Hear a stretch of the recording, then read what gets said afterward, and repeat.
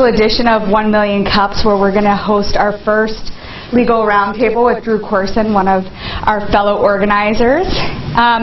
For those of you that this is your first time at 1 Million Cups, we've got coffee and donuts over here. Feel free to help yourself throughout the presentation. What the format looks like is Drew's going to speak for somewhere between 10 and 15 minutes on a topic. We want it to be very interactive, so I don't know if you want people to wait till you're finished speaking or to chime in during it. No, I think you can jump right in if you have a question. We're going to do a pretty broad range of stuff today, and not get anywhere near below scratching the surface, so feel free to just stop me. And then we'll also have about 20 minutes or so to do Q&A where you can ask any questions, and then Drew will be hanging around for a few minutes after the presentation if you want to follow up with him or have more of a one-on-one conversation. A couple announcements, and then we'll also do introductions. We are excited to talk about the 1 in a Million competition through 1 Million Cups. So any 1 Million Cups presenter is eligible to participate in this competition that is sponsored by the Coursin Foundation. And the winner takes home a $10,000 check to help out their startup. So if you are interested in applying for that, you can check out our website, 1millioncups.com/Madison, or feel free to contact any of the organizers and we'd be happy to direct you to that. It also includes a flight and a trip fully paid to Kansas City for the semifinalists and the finalists. We want to say thank you to, I'm assuming, Neider and Bouche for the donuts. Well, currently you haven't been reimbursed, so you're welcome. True. Nordic Consulting provided our coffee this week, and we're really thankful that Derek from Field 59 is here to do a live stream. So just in case you have any friends who aren't able to attend, you can go to the link on our website and actually tune in live, and there'll also be a recording on our YouTube page that we'll post to our website later today as well. So what we're going to do now is just some quick introductions. My name's Rachel Neal. I'm one of the organizers of 1 Million Cups. I also work at Nordic Consulting, a healthcare IT startup here in Madison. My name is Derek Diston. My wife and I have a small business that we started in Sun Prairie called the Ironstone Nest grew out of a blog about 5 years ago. I'm Amy Yankee. I'm a project manager for a couple different companies right now. I'm Adam Woodford. I'm a business attorney in town here. Joey Frayne. I'm on the E&I team at WEDC.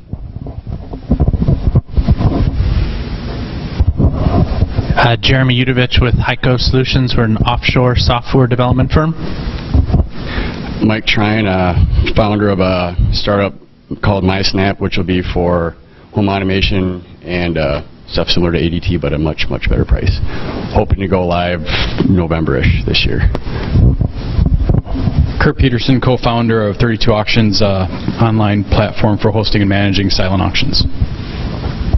I'm Brian Liston. We have a couple of startups in town. The one that's closest and the most fun is we're making a guitar pedal, and another company that does audio and video synchronization equipment. I'm Joanne Oravec. I teach information technology and entrepreneurship over at UW Whitewater. I'm really excited about this topic. Hi, I'm Bob Rushline. I deal with the Empire and Global Warming, and I'm the featured speaker in the 70th anniversary of Hiroshima conference later in August. Hi, I'm Vanessa Wishart. I'm an attorney at Stafford Rosenbaum, and I'm also Drew's wife. I'm Shirley Nenig, and I'm new to the area, so I also decided to do a career transition looking into food systems of some kind where I can be a voice to help that out. So any mentors or suggestions, bring them my way. Hi, I'm Cecilia Kress. I'm a law student at UW, and I'm working in the Law and Entrepreneurship Clinic this summer, and excited for this presentation. Hi, I'm Erin Sherman. I'm also a law student working with the Law and Entrepreneurship Clinic. We offer free legal services to startup companies, so if anyone's interested, catch one of us after the presentation. I'm Drew Coursin. I'm a business attorney at Neider, Bouche. We're a small firm. We work with startups through many decades-old companies that are aiming at long-term success and exits, everything in between. I'm really grateful for the opportunity to do this, our first legal roundtable. I think in the future we'll have more lawyers up. Maybe if the L&E Clinic wants to participate, I'm sure Adam, other lawyers that have been here, but for today you just get me. I can't promise to be an intellectual property expert, but I do a lot of work with what I call the soft side of IP, which is trademark, copyright, trade secret, trade dress, versus patents, which is way above my pay grade. If you're interested or in need of a patent or patent advice, I used to work for a highly reputable patent litigation firm. I can give you some names, but that's just, I don't have the cognitive capacity for it. So that said, we won't be talking about patents today. This is our dog, Ema. She doesn't like patents either. So we'll start with copyright. And just a plug for this slide deck operation I have. I didn't use PowerPoint because PowerPoint's dumb. This is Haiku Deck. It's an open source, free, online, cloud-based service. It draws on images that you can use in the public domain, which I think is germane to the topic today because you can search, and I just found this cool Copyright is for Losers picture. It pulls it right into the slide. So haikudeck.com. Not sponsoring today, but maybe they should. And it's copyrighted and trademarked. Right, yeah. So we can get into the finer points of using TM and the C and the R and the SM if you want. But I think my goal for today is just to give you the 10,000-foot overview of copyright and trademark and the attendant rights. Entrepreneurs face a lot of issues from employment to entity choice, but fundamental to almost everyone's business is figuring out how do you protect what you make and what you are. And that's copyright, that's trademark. Patents, certainly, that protects what you have and what you've created on a very technical scale, but the nice part about copyright and trademark is you own rights just by virtue of having made something. So let's dive in, and feel free to stop me at any time. I can't promise to have a great crisp answer to every question, but I'll find out for you and get back to you. So, and you can thank my wife Vanessa for encouraging me to put slides of actual content in and not just joke pictures. So, if you're interested too, I can share this slide deck with you for future use. I consider it public domain, even though it's copyrighted by me currently. So, what's protected under copyright? It's easy. It's an original work of authorship fixed in a tangible medium of expression. And there's a lot of, if you're a lawyer or associated with the legal world, every word here is incredibly precise. And yet, as copyright law has evolved over time, this pretty much captures everything. If you make it, you own it. I'll get into what can't be copyrighted, which is a more precise list, but think of it like this. If you have an idea and you reduce that idea to writing or recording in sound or put it on a disc or some kind of fixed medium of expression, you own the copyright to it. You don't have to take any additional steps at that point. Now you can. The Copyright Office allows you to register copyrights, which is a relatively inexpensive process and worthwhile for a lot of entrepreneurs to do. But a lot of rights do inure to you just by virtue of having been the author of them. So, in a nutshell, copyrights last the author's life plus 70 years. This can be 95 years in some cases or 120 years, but for the most part, and we're scratching the surface here today, if you create something, you own the exclusive rights to it for your lifetime plus 70 years. There's always controversy about, the one that always comes up is the Happy Birthday song. Everyone seems to think that movies and television can't use it because a company called Warner Chappell has owned the copyright on it since 1935.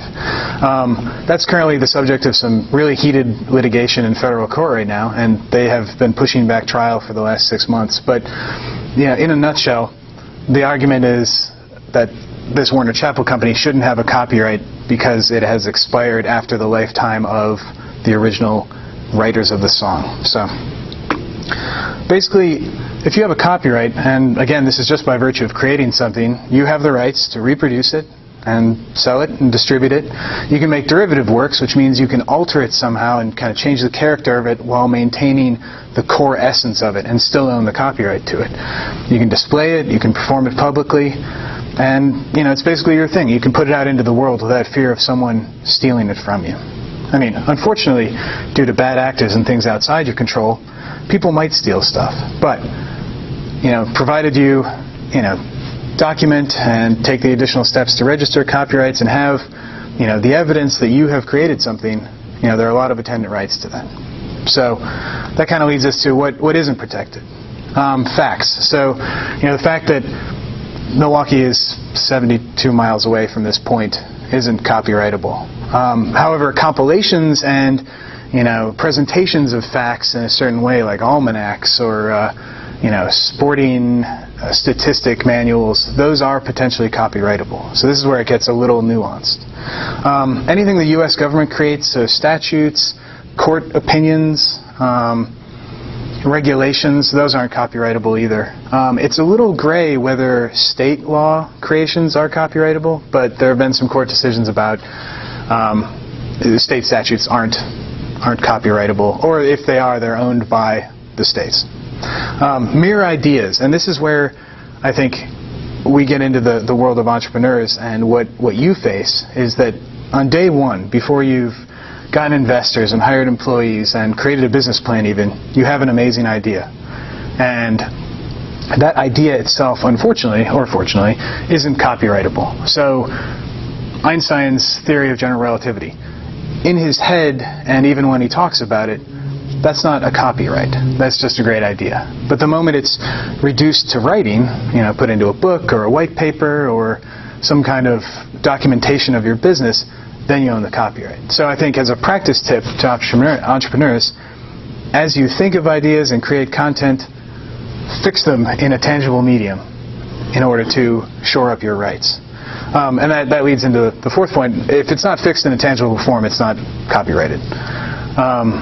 I think that might go without saying, but you could go years working around a certain concept or formula or copyrightable material, but if you don't actually put it down, it's not worth the paper it's not printed on.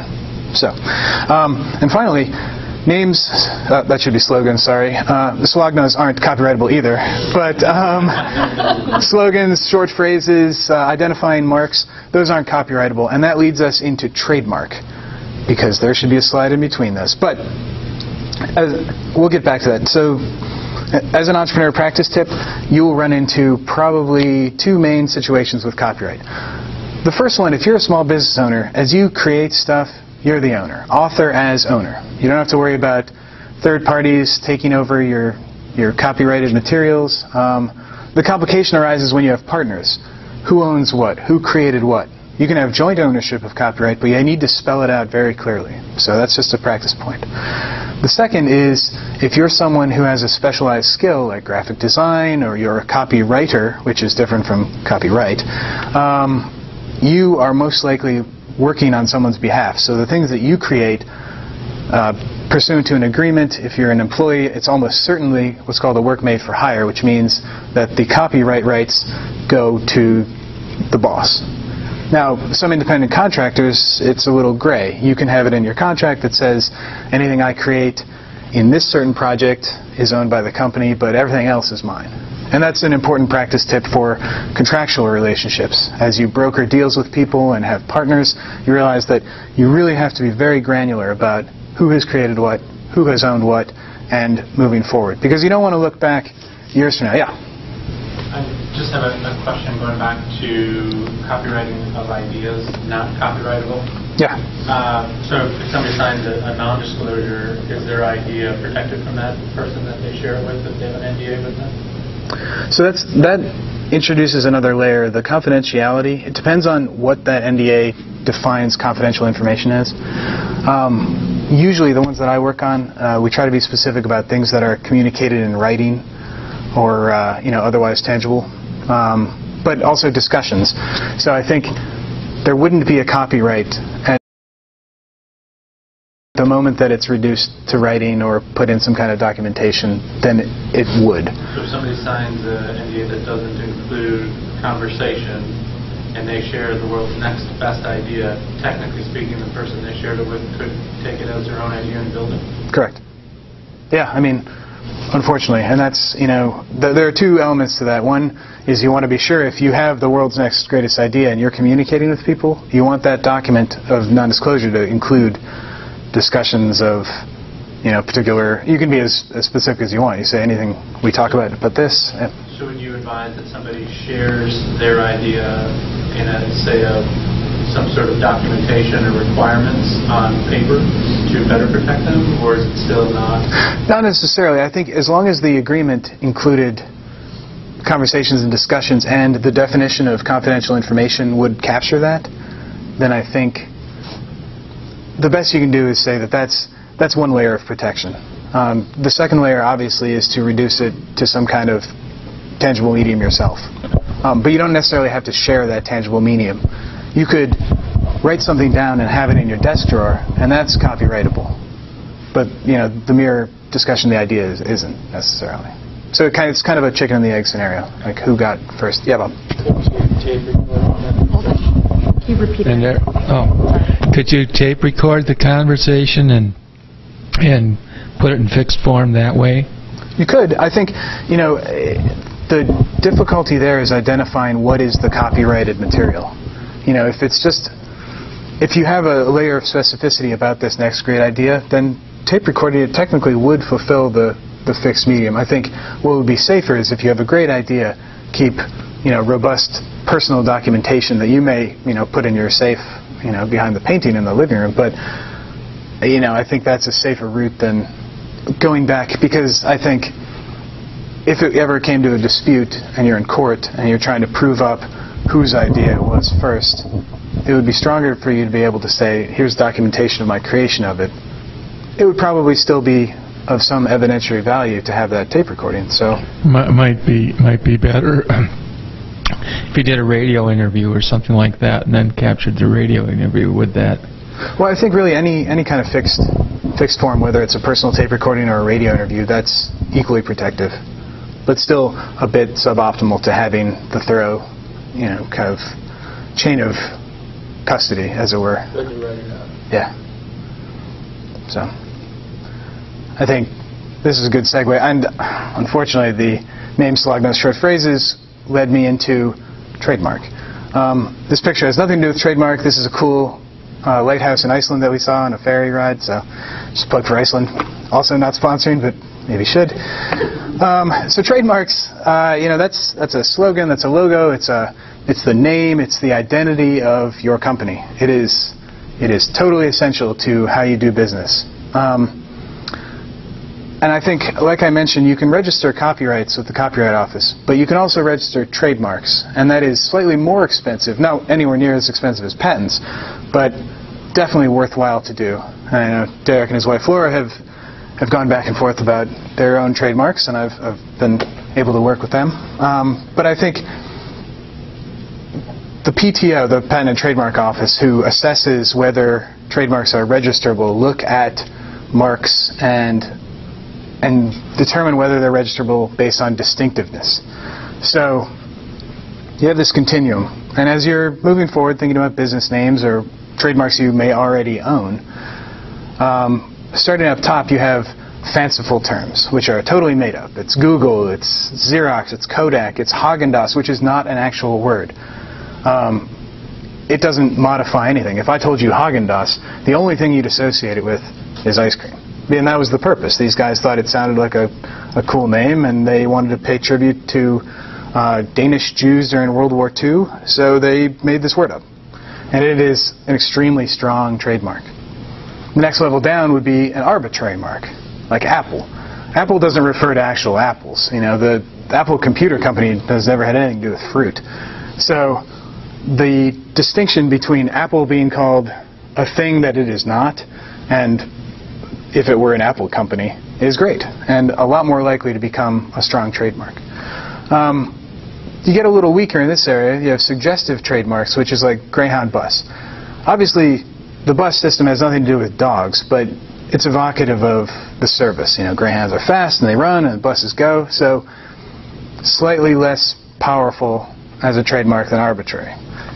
In descriptive and generic, these are really unlikely to be registerable. If you have a bank called First Bank, that's what it is. It's a bank. And putting that first modifier doesn't do much to it. Likewise, there are words that used to be trademarked that have become common parlance to the point of being totally meaningless in terms of trademark protection, like escalator, aspirin, Kleenex. Those are all just words now in the English language, and they're very unlikely to become strong trademarks. So, just food for thought for entrepreneurs. Yeah, Bob. Yeah, just what if you tried to trademark the word trademark? Would it kind of fall into the generic category? Well, it depends on what you're using it for. It has to. So trademarks can't exist in a vacuum, and this is important for entrepreneurs. Is that the trademark modifies the goods or services. So if you're selling, if you're a trademark company, like a company that promises to try to register trademarks, that's purely descriptive. If you're an online auction company and you call yourself trademark, well, that's pretty arbitrary. So the trademark office, I think, would grapple with that. I think it's pretty unlikely that they'd register it, but they'd have to take a pretty close look. Derek. Oh, sorry about that. Is this rank ordered? Yep, this is strongest marks to weakest. If you applied to register, and we can take a step back, anyone can use TM if they claim a trademark over something. You don't need any legal registration or any steps. That just says you are using that mark in commerce. The R with the circle around it means that you have applied for registration with the USPTO and they have accepted it. So if you applied for marks in either of these categories, more likely than not they would be rejected, unless they have acquired some kind of what's called secondary meaning, which means if your product, despite being purely descriptive, has taken on a life of its own and people always associate that name with your product, then it's potentially a stronger mark. But these are by far the strongest. So if you can come up with a kooky, weird, non-word name for your business, you're safer. So,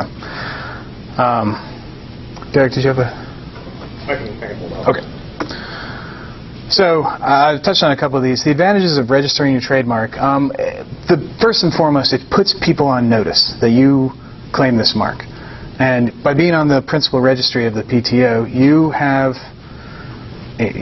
told the world that you use this mark. So people who could potentially use a similar mark that might lead to confusion, or might try to come and just use your mark, they have upfront notice that you own it. Likewise, successful registration grants a presumption of ownership and exclusive rights as to that mark, and that can be modified by particular goods and services. So you can think of it as someone could have a trademark in computer software, and someone could have a similar trademark in, lending. And if they aren't likely to confuse each other, they can probably coexist. But that gets into some of the nuances. Additionally, you have an ability to sue in federal court instead of just state court, which is a powerful tool. And you're eligible for some statutory damages with a registered trademark that you wouldn't be with an unregistered. So, what's that? Trademarks, how easy, tough, /expensive is it to defend them and say, hey, this dude's using it mine? Well, that's a good question. I think that's one of the overarching themes of this whole presentation, is that, unfortunately, intellectual property in general is only worth what you're willing to put in to defend it.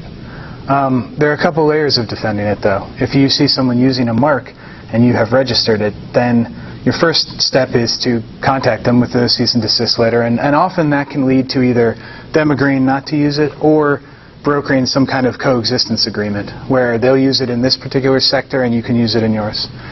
But ultimately, if that fails, you're in court, and that's going to be expensive regardless. So, unfortunately, there's no true aegis against trademark infringement or unfair competition. It's just a matter of shoring up the steps up to litigation and trying to prevent that. Is there any way of avoiding a $50,000 fee if you go for it? You could cancel your mark. You could surrender your mark with the PTO. You can. That's kind of an opener for going to court, isn't it? About $50,000. Yeah, I think that's on the pretty low side for. The firm I worked for that does IP litigation was engaged in a very specific case over whether a football helmet's extension right here was called a jaw flap, and if it was, then the other football helmet manufacturer would have been liable for tens of millions of dollars in damages, and they were, and I think the attorney's fees came out somewhere between $2 and $4 million. So. I'm wondering about the regional nature of trademark. One can hold a trademark within a certain region and perhaps not affect the use of that same trademark in another region. Maybe the courts would take that into account. But I've got a question that hinges on that. With the internet, we're all part of the same region, so has that regional notion just been dissipated with the internet? It hasn't, because I mean, this is an area of law that I think, like a lot of areas of law, has been pretty slow to evolve in light of the electronic presence. I think you're dead on, Joanne, that in the future it'll be very hard to distinguish regional trademarks from international even. And I think the thing with, if you don't register it, there's no presumption of ownership nationally. So if you just use a small business name like a doggy daycare place called The Dog's Life in Madison, and there's another one in Seattle, and neither of you has tried to register that, then you can have your territory. You're not going to expand to Seattle. They're not going to come to Madison. That's where it lays. If you're an online retailer, though, then it does raise some interesting questions that are still evolving, and it hasn't been conclusively pinned down yet. So that's also a good segue into the notion of international trademark protection, which, as with any intellectual property, there are common misconceptions that you can get like an international copyright or an international patent or an international trademark, and you can't. There's no such thing. There is a treaty between 95 countries called the Madrid Protocol that allows you to make a streamlined application for other countries' trademarks. But one, there's no guarantee that any individual country will accept it, and two, if you are infringed in Zimbabwe, you're probably going to have to go to court in Zimbabwe, which, I mean, I'm not an expert in Zimbabwean law, not even an expert in American law, but that would be a real pain. So that's kind of the meat of the presentation. I left a couple of slides left with the notion of trade secret and trade dress. These are a little less common for a lot of businesses. Trade secret more so than trade dress for people that don't have an actual product. I put the KFC Double Down in the background because Kentucky Fried Chicken's secret recipe is one of the most heralded trade secrets of the business world. And basically, in a nutshell, a trade secret is some information, so a formula, a pattern, program, method, technique, etc., that has some value by virtue of being secret. And that's kind of a tough call sometimes, but it's something that purely its secretive nature gives it some economic increase in value. And then it has to be something that's subject to you, the owner's, reasonable precautions from disclosure. So that means you have to take some reasonable steps, whatever that means, and unfortunately there isn't a hard and fast rule for that, to keep it secret. But oftentimes in trademark and any kind of IP litigation, you'll see unfair competition and misappropriation of trade secrets. It's kind of a whole package of claims, but that's an important part of IP. And finally, trade dress, which if you look closely, this looks like Coca-Cola, Sprite, and Fanta, but it's not any of those things. Trade dress basically, and this is pretty germane to people who are creating a product with packaging or some kind of look and feel, is that trade dress is what you have, what it looks like. It's not functional. You can't claim trade dress rights as to something that is purely a function. So the hinge on something or the way it actually works, but the way it looks, the color, the packaging, like if I made my Cool instead of Coca-Cola, that is trade dress infringement. So I think we could get into any of these topics in incredible detail, but I consider that success. And this is me high-fiving that same dog while watching the Westminster Kennel Club. So that's it. I'm ready for questions if you have any. If not, we can just talk it there. I'm just going to run over the microphone so you can capture these questions for people online. Question with a little bit of everything. Let's say somebody like myself, I've been working on an idea for 8.5 years. It's been documented along the way. Have an attorney with you guys, Jeffrey. Excellent. And it's been along the way, but somebody else, a lot of things are starting to flood the market, and if they start to apply for an actual federal copyright or trade secret, and I've been documenting along the way through attorneys and whatever else that I have it, but they actually did the official way through this stuff through the courts. Any overstepping or any protections, or you just guys like that are just out, or? I'm not really sure I understand the... So, like, say, Kitty just came out with their box at CES, which should have been me if I had more money, in January. And I've had an idea, you know, that I said is coming out hopefully in November. Been working on it for 8 years. Been documenting it. Been doing, you know, hard-coded, you know, copyrights, got this. Been working on trade secrets. And they're doing stuff similar with how I'm doing it. And there's also companies that are starting to come out and do things similar. But I probably started the process at the same time, if not before. Okay. Just never officially filed for this and that with the USPTO. And he's sort of like, okay, I could be hosed if they come after me, even though I have it documented that I started this process probably before they did. Well, I think, you know, the documentation is your greatest defense. And I think if and when, it's hard to tell how companies will approach IP.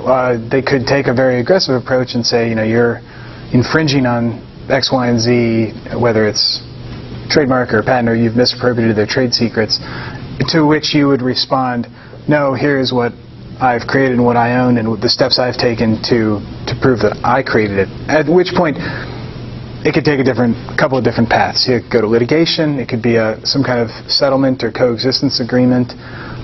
It's really hard to tell off the bat, and I don't want to give too diffuse an answer, but... so like, at least probably like a half leg to stand on versus a big corporation with lots of money. Yeah, I mean, that's... The reality of it is, you know, if you have an idea that you've reduced to writing, and you have attendant intellectual property, and Google comes out with a similar product, you really have to weigh, you know, your stomach for that kind of expensive negotiation. Because, I mean, if it's all the same to them and they can just wait you out until your money runs out, which will probably be sooner than theirs does, then, you know, it'll be a Pyrrhic victory at best. Even if at the end point you come out with certain rights intact. That's, I mean, it's a case-by-case basis, and so. In today's digital world, I'm picking up on the word tangible. So let's say I've got a pile of Google Docs out there that I've been working on for 8 years, and can those be used as copyright proof? Yes. They can. So it doesn't actually have to be a printed document in a safe somewhere. It can actually be an online document. Yes, it can. Or something of that nature. So back to Jeremy's question of sharing documentation with people for proof, that would apply as well. Yep, that's where the words haven't changed since, you know, the 1930s when the original Copyright Act was passed. But that tangible medium is, you know, it's still, electronic is now tangible. Ironically. So, yeah, John. Great talk. There's that notion of patent trolls, and I'm not going to be talking about patents, but those folks who have so many patents and all of that, and they come back at you. I'm just wondering, are there trademark trolls out there? I could see Amazon or Google or another organization just accumulating all these trademarks, maybe not using them, but getting at you if you are a startup and you decide to use one of those combination of supports. That's an excellent question, and this is a fundamental point that for some reason I glossed over, is that trademark and copyright, unlike patents, are use-based. So patents, you have the rights by acquiring the patent. Trademarks, you have the rights by using them. And if you don't use them, then even if you've registered them, they're subject to cancellation. So what happens when you apply to register a trademark?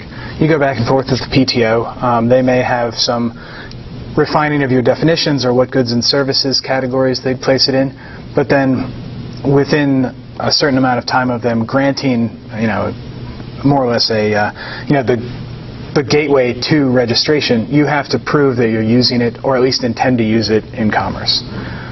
You'll file a notice of intent to use until the point when you're actually using it. Then you'll file another document, and then 5 years after that, you have to file a notice of continuous use.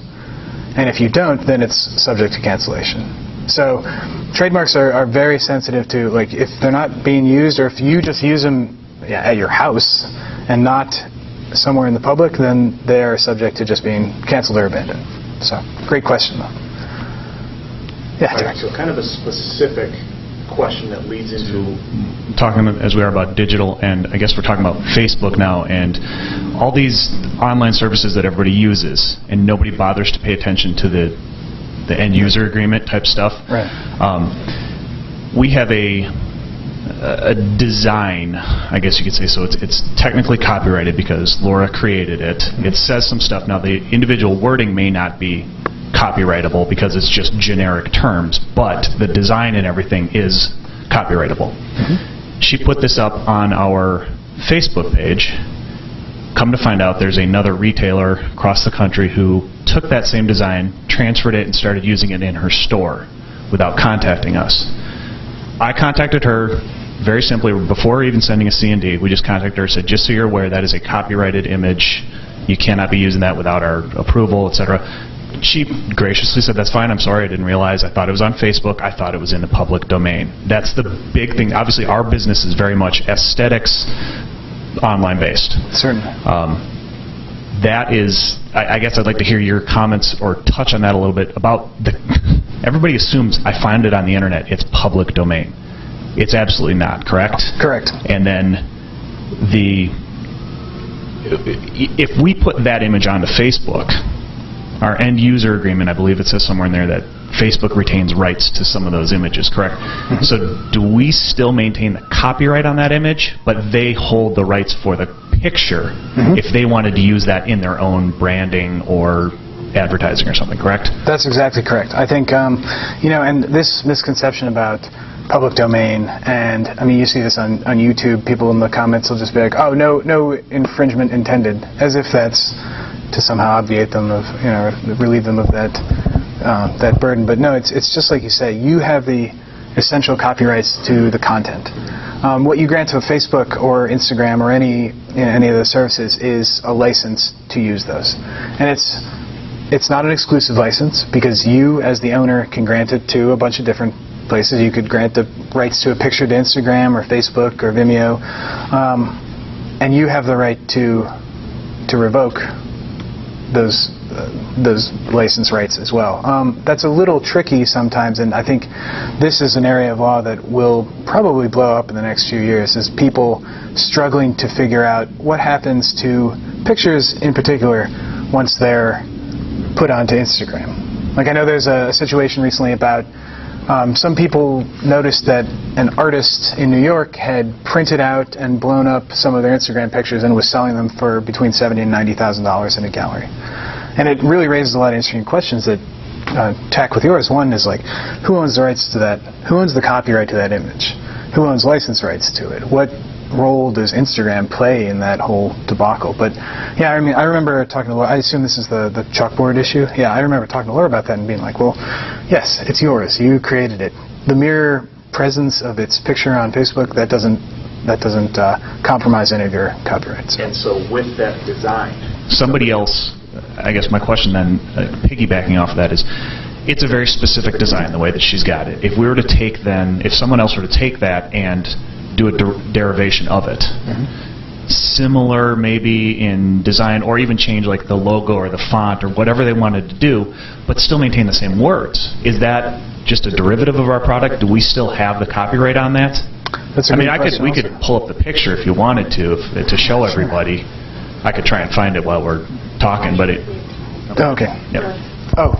I guess my question is, is because, I mean, there's certain phrasing the way that she's got it phrased. If someone takes and changes the font or the way that it's ordered or something, is that technically then a derivative of our product? Maybe is the best. So, there's, and this is, I mean, very lawyerly answer, but I think, there's a continuum of what is truly transformative and what is just purely a derivative work. As a copyright owner, we're a little short on time, but we can talk after this. You have certain rights to make those derivative works that alter a little bit. If there is something, and it's hard to tell what it would take to truly transform the original work to a new, unique work, is it font? Is it font in words? Is it different shape? I know her chalkboards had slightly different shape. It's a case-by-case thing. I mean, in your case, I mean, I was all for going after her, so. And we did. She graciously, didn't realize? I mean, it's like everything today. Most people don't understand copyright law. Great question. I think that's probably it for us. But we're at time. I want to make sure that everyone who needs to get out of here by the end time can do so. But Drew's going to be hanging around, so I know a couple of you might have had some additional questions. Feel free to come chat with him. And thank you so much, Drew. This has been a great presentation.